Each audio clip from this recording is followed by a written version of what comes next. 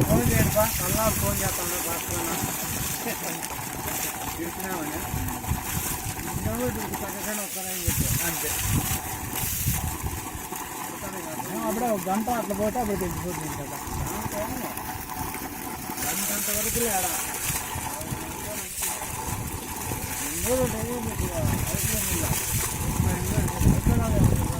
రోజుకి మళ్ళీ కింద